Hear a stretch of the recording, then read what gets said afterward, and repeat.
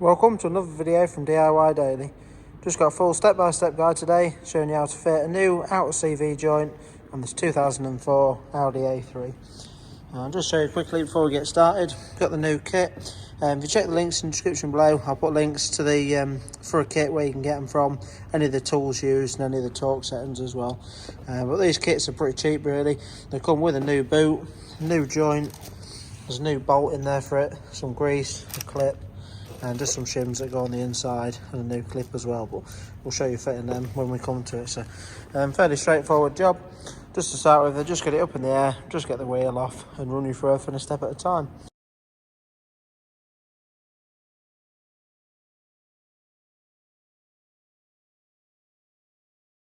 If you haven't already subscribed to the channel, just click on the red subscribe button below to make sure you don't miss out on any future content. Got quite a few of the Volkswagen Audi group stuff on there. There's a few timing belts and some other bits you might want to check out. But we'll just get it up in the air for now, take the wheel off and run you through it all. Just one other thing, obviously using the 2-poster ramp today does make the job a little bit easier, but to be honest it's not too bad to do on the floor. If you want using the ramp, just jack it up, just a little arrow on the sill just to show you where to put it. You need to put the pad under the inner bit of the sill there, not the outer. Just jack it up really high just to give you a decent bit of access, that's all. But just get this wheel off.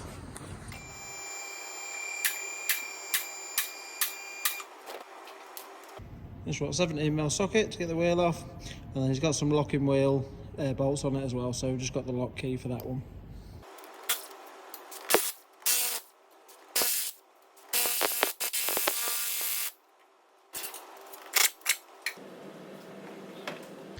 Right, so now that we've got the wheel off, I'll just show you the actual joint on the back here. You just see this one's been really badly fitted by someone. The boot's torn all over the place. You can just see it's put the wrong style clip on it. And you can put these on. I've had to do it on the past on certain models, but you've just got to be careful to make sure that's not catching anything. You just see they've really badly sort of sliced it where they've put it on. It's a universal one, but it's ripped all over the place. But the reason that we're replacing this one is it's not just that the boot's torn, it's actually clicking in the lock. So when you're going round a roundabout, certain direction it's clicking, or when you're quite tight in the lock turning out of a junction or like that, you can actually hear the joint clicking. But they're not too bad a job to replace. The first thing I'm going to do, I'm just going to get a large flat bladed screwdriver just in there and just gently pry the caliper. Obviously I'm hoping that this caliper should be free and it's not seized up. No, it hasn't been binding, so no reason it shouldn't do, but basically just going to just pry that lightly that way, and that'll just push the pistons back slightly, just because we need to remove this caliper and carrier all in one, so we can just pull it off the disc. But I'm just going to put the screwdriver in there now, just lightly pry that, and then just coming around the back we're going to take the whole caliper and carrier off as one. So you want to be under in these bolts, 21mm socket, one at the top there and another one at the bottom there as well. So we'll just push that back and get the caliper and carrier off.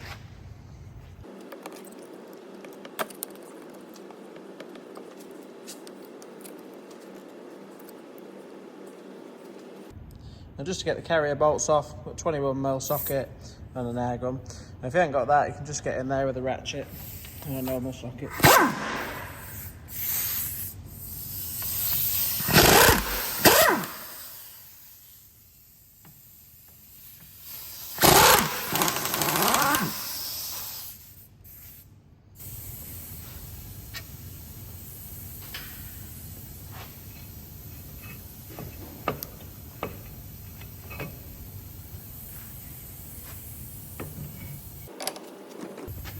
You can just see on the back of the carrier, obviously where that boot's been split, it's absolutely lathered the caliper and grease on the back there, so we'll just give that a clean up later on.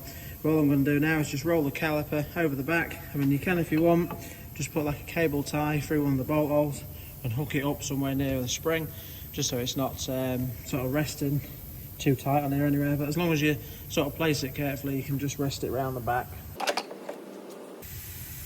And with the caliper out of the way, next thing we need to do is undo this little Torx 30 socket. Now I've got an impact driver, just a little one with a Torx 30 on it to do the job. If you haven't got an impact driver and you need to put a normal socket on there, you might find that it might have just been easy just to crack this off before you take the caliper off, and you can just put a flat bladed screwdriver in one of the vents there of the disc, just rest that against the caliper just to lock the disc, stop it moving while you undo it. So.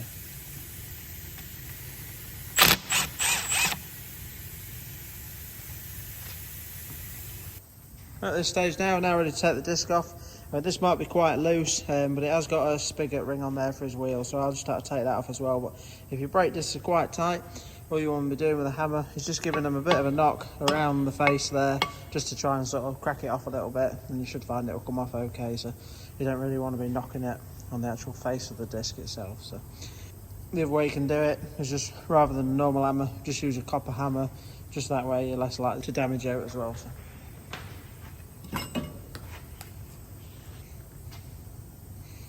There's a little spigot ring there. You'll probably find you might not have that on yours. That's been put on to suit the type of wheels that it's putting in, that sort. But now the disc's out of the way, I've just got to remove the centre nut. I'm using an impact driver again, 27mm socket. Again, if you want to use an impact driver, it might be an idea to do this before you've took everything off. You could probably put it in 4th gear, put your foot on the brake, or get someone to put the foot on the brake as hard as you can, or you just crack that off with a breaker bar. So. Obviously with an impact driver, it should just come straight out.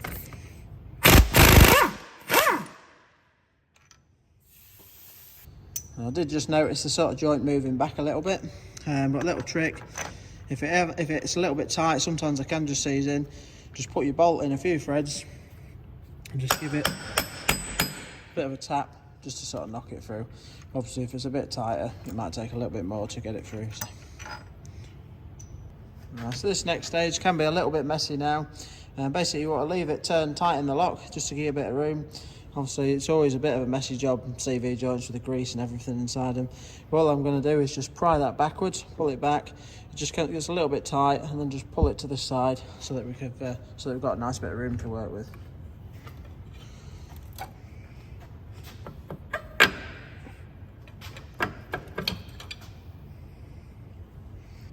See that come out quite easily there. I'm just going to show you a little trick just to get these off in a minute. But the first thing I'm going to do, again, it's a really messy job this bit, but I'm just going to take this clip off. You'll probably find that yours hasn't got that style clip on it. If it hasn't, you just want to just cut it off with a pair of cutters. Cut that off, cut the boot off, just clean it up a little bit, and then we'll run through getting the joint off and swapping it over.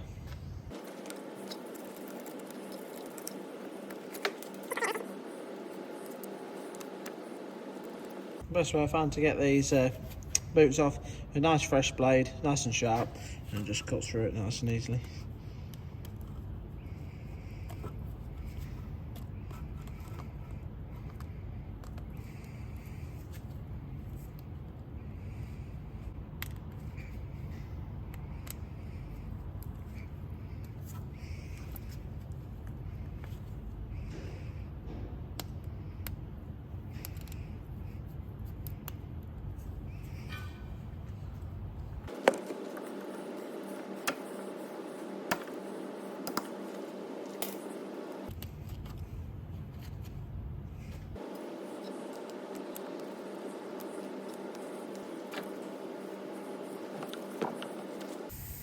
A little bit of the trick with these Volkswagen Audi ones, it doesn't work with all of them, but some of them, basically to get these off, you normally would just clamp your shaft in a vise, and you just got to hold it straight and just tap this back edge just to break the clip off.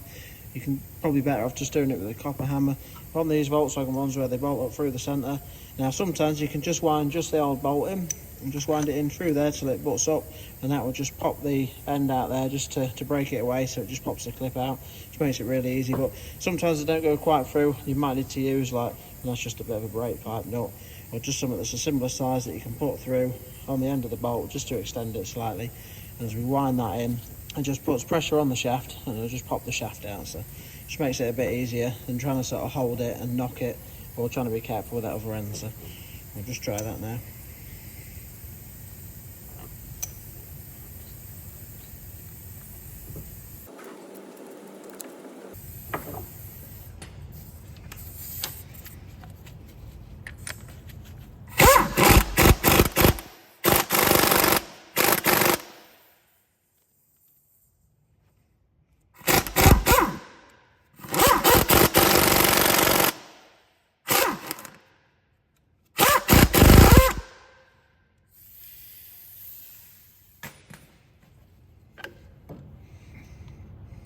So a little bit tight. What it's done is just forcing against the centre of the shaft there, just to pop it off. So yeah, but that's the joint out the way.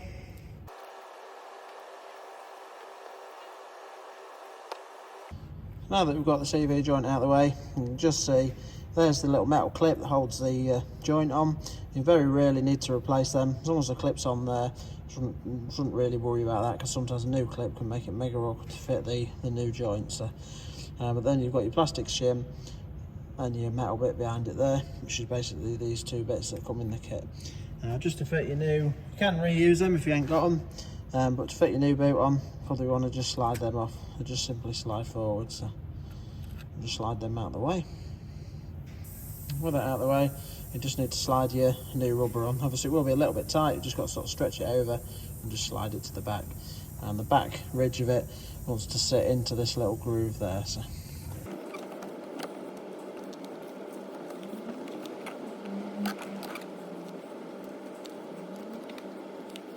that's the boot fitted.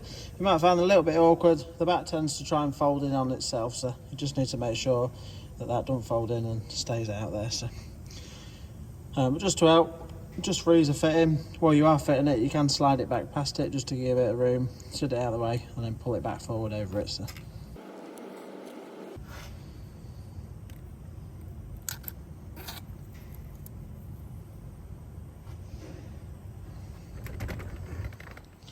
So we're now ready for the joint to go on. And it's really important before you do it, you want to just grease the joint up. Now you can put the joint on and then put some grease in it afterwards, but I always find with this style, a nice little way to do it is just pack this centre with grease now. Basically I'm just going to cut it open and just fill it all in the centre there, and then if you can put your finger over it and push it on the shaft, as your shaft goes in, it spreads it right through the back of all the bearings and brings it all out nicely into everything. So I'll just fill that up quick now and show you that.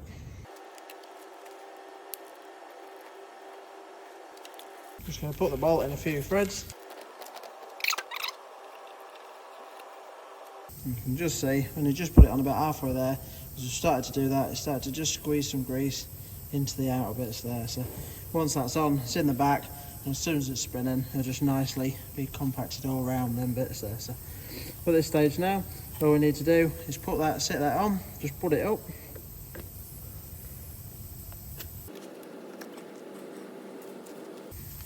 Take your bolt out,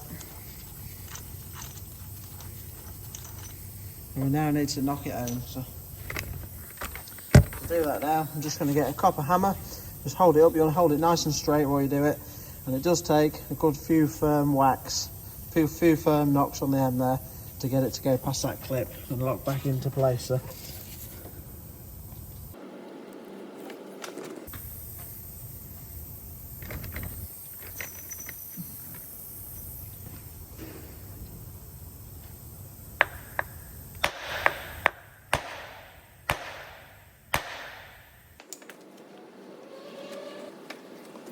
It can take a few firm whacks to get it knocked on over the clip. Once it's on, you'll know it's tight. You won't be able to pull it back at all. So, and you'll just feel at the back where the little shim pieces are, it's nice and butted up against there. So, once we've done that, you can just start to guide the boot over, and then pull the piece on the back over there as well. And then we'll just show you the fitting the clip and the tool for fitting the clip as well. So. Just trying to show you there as well. With that, with it knocked fully on, you can just see the grease just spreading out the outer pieces as well. So.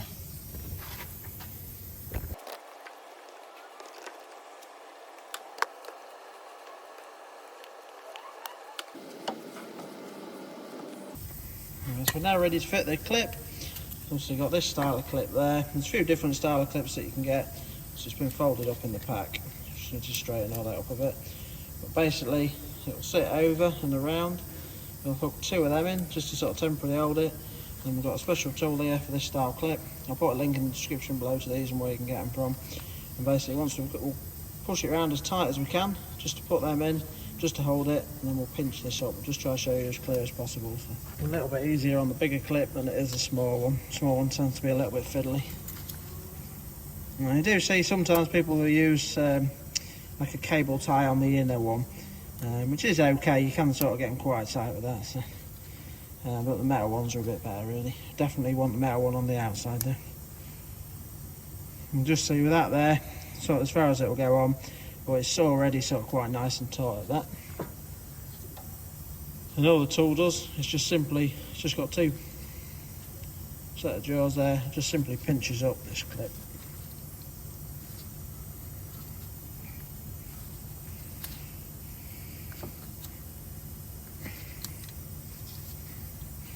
That's the outer one done. You might find with some of these style clips, it's not uncommon that as you nip it up there, this back edge just sort of rides up a little bit. Sometimes these spikes are a bit further down. If it does, you can normally just give them a little tap with a hammer and it just knock the bottom ridge just over that. So, but we'll just fit the inside one there.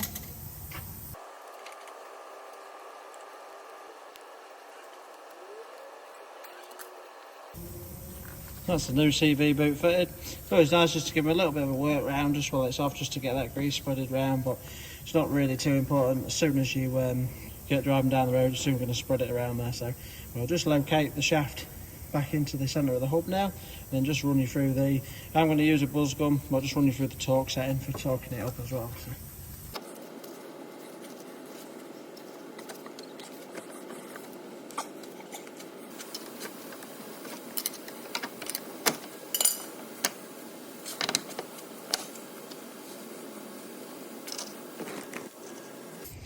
So I'm ready to give this a good nip up now. So I'm just using an impact driver. It's a fairly powerful one. Just going to give it a good nip with that. I mean, we want to be fairly tight really. There's a few options on the torque settings, so I'll put them in the description below. But say I'm always pretty confident just doing them up with a buzz gun. If you're using a bar, just a good nip really. Not silly tight, but it does want to be fairly tight. So.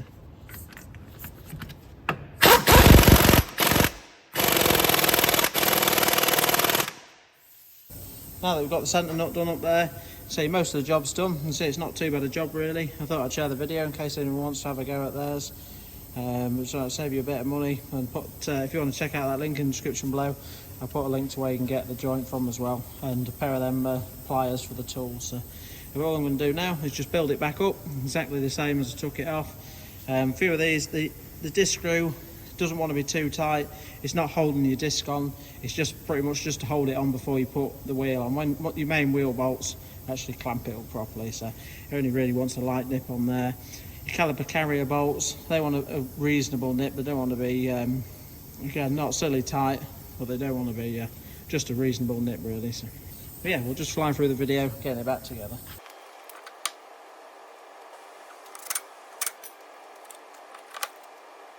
With your main carrier bolts, it's always a good idea just to start the bolts by hand first, just to make sure you get the threads before you do them with an impact driver.